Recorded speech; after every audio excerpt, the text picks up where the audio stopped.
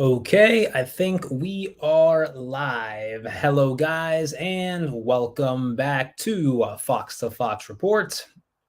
It's been quite some time since I've been on, but I decided to go on after this horrible performance. As we all know, as we saw in this match against Arsenal, no Maddison, no team. None. No one. Everyone is useless. Barnes can't do anything. Kalichi and Nacho, lack of support because there's no one there in the midfield that's creative as Maddison. Dennis Pratt, as many times as he's had the ball, not the same as James Maddison. So it's almost just like we're hopeless. There's no hope in that team without a creative number 10. And we saw that, we saw it today. Nothing. Arsenal had the ball most of the time, and we just defended. We didn't hold the ball for no more than a minute or two because we'd lose it. We'd give a long pass. It wouldn't get anywhere. And we just don't have any rhythm. No rhythm in the offense. Nothing. Completely zero. So that's one thing coming forth into the next transfer window. We already secured defenders. A winger, Tete, who I will talk about later on in the stream. But now it's time to just go in and see who can we get to replace Maddison, because it is a very high possibility that Maddison will not be with us coming forth next season. Neither were Tielemans. I think Tielemans picked up an injury now with his ankle. Surprisingly, he was able to withstand the rest of the game, but I think he will be out for quite some time. Hopefully not too long. But yeah, there you go. There you go. You have no Maddison. We don't have Tielemans, who I expect will be out. So who else is left? The only player that played well, I believe, was Kieran Dewsbury-Hall. All second half, running nonstop, all the way up to Ramsdale even, coming back and forth. The only player who can actually look and see, find those long balls, give a pass to Harvey Barnes or to Tete. So yeah, he's the only one who played great in this game. The rest, we just couldn't find anything. Nothing. So going into the lineup of what we had in this match against Arsenal, if we see here, we had a 4-3-3. No Maddison, of course, due to his knee. And Kalichi and Nacho, pretty much the same thing except Maddison. Dennis Pratt coming in, I'm assuming, which was for Maddison. Ndidi taking that midfield area.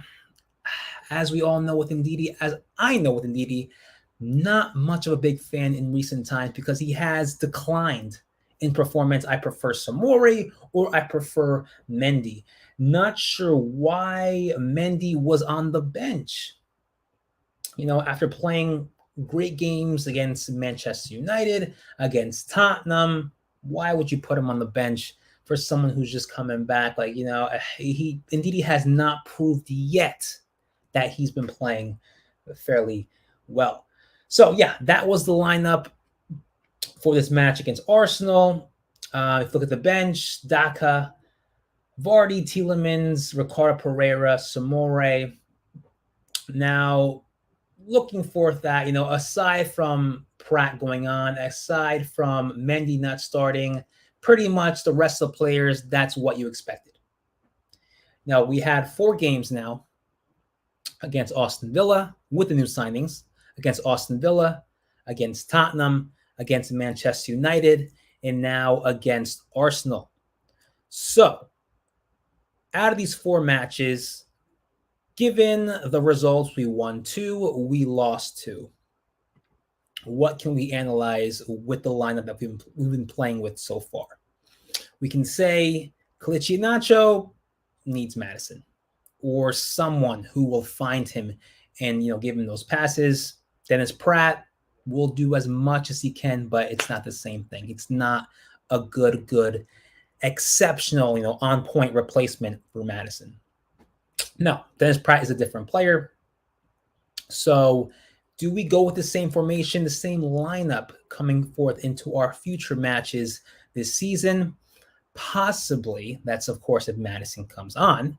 But if Maddison doesn't play, then certainly we cannot go with this formation and perhaps make some changes in the lineup. Now, let's say Maddison is still out. I prefer going with two strikers up top, Daka and Kelechi Iheanacho, and a little bit more support up there like that they can find either or. But Tete, Harvey Barnes, you didn't see much unless Kingsbury Hall was there, but you didn't see much. And Tete, that's one player, given these past three matches, he played great against Aston Villa, against Tottenham, against Manchester United, and now against Arsenal. You kind of now are questioning what are his advantages and disadvantages. Because, as we know, he's not really one to be coming back to defend, which we need in the winger. Of course, he's great up top, being part of the attack, creating plays himself, but hardly ever is there a clear opportunity like that for Tete throughout the entire match. No, we need someone who's going to come back, get the ball, and create his own play, not someone who's going to be waiting for a pass from either the midfield, from Castagna, whoever is around them. So I say, give him more time. Let's see what happens. But these past three matches, Tete has not been at the same level as he was in the match against Aston Villa. So that's something to think about. Right now it's not looking very convincing. Hopefully that changes. Hopefully he's slowly getting in there and gradually adapting to the squad. But at the moment, nothing yet to say that this is a signing that we've been waiting for. No. Now, going back behind Tete, we have Castagna, who has been playing drastically so many matches. And in this match against Arsenal, you have fast players.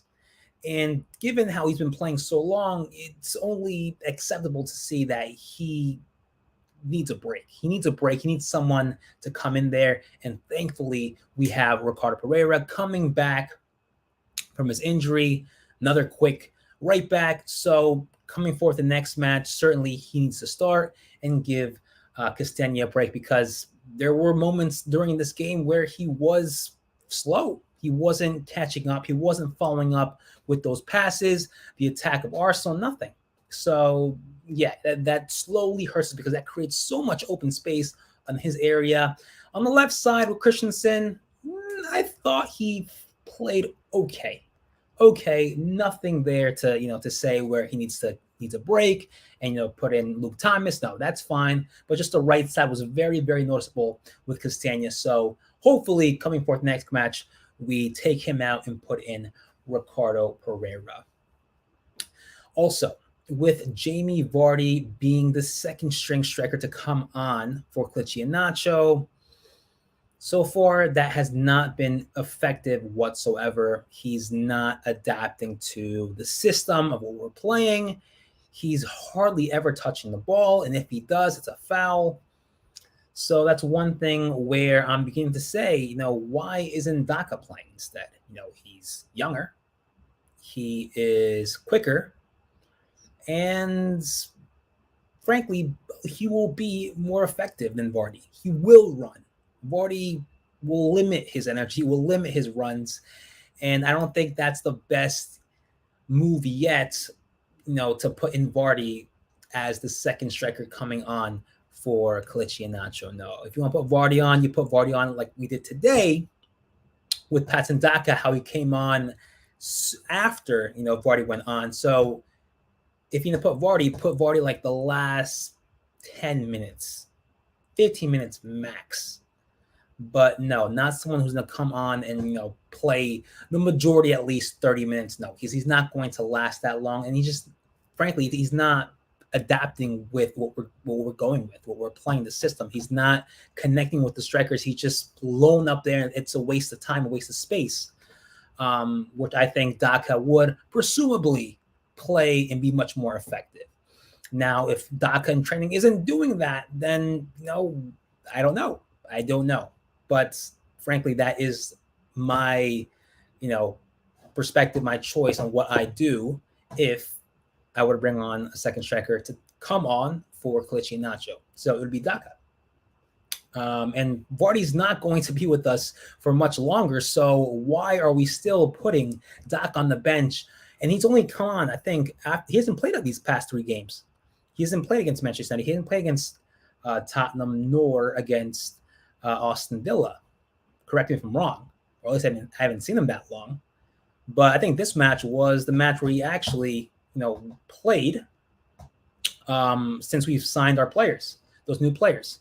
So yeah, that's one thing that I'm trying just to see why is Daka being on the bench and Vardy, getting more minutes when obviously Daka is supposed to be the one to come and be the next number 9 striker alongside Kelechi Iheanacho. But yeah, going into that, let's go into the ratings for our players and how they performed based on SofaScore. As we see here, I'm trying to zoom in. I don't think I can zoom in. Let me see. Hold up. Give me a sec.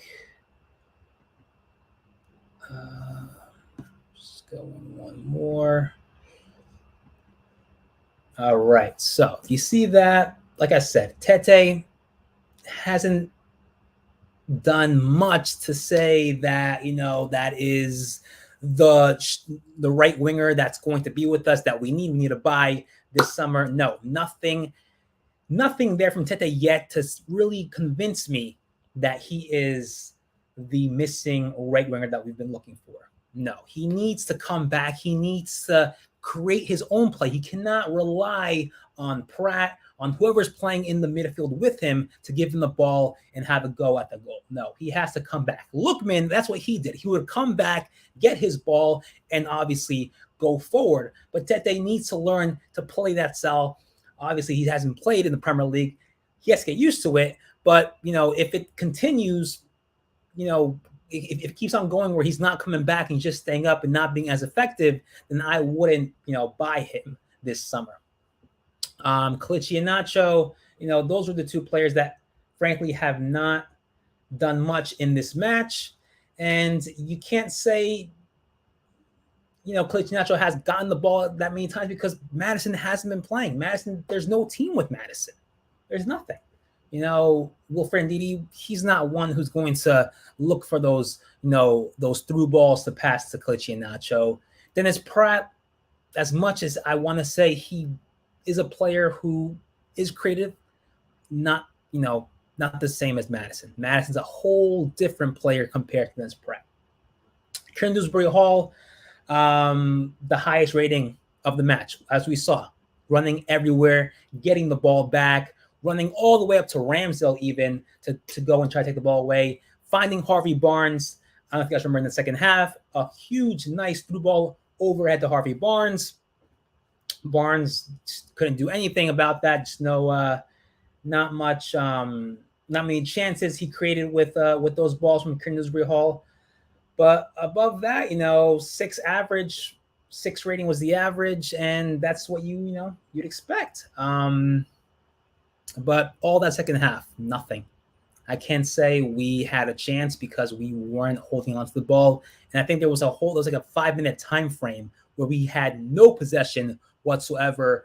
And there's all fouls, or it was Arsenal just kicking the ball all around the pitch. So, yeah, it's something that we have to change. We have to figure out what will be the replacement, or how do we go about what is the next plan when Maddison is not playing.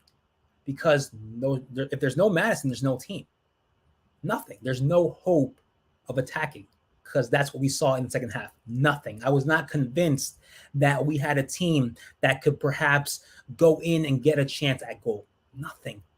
There's literally, you have the defense right here, who has possession.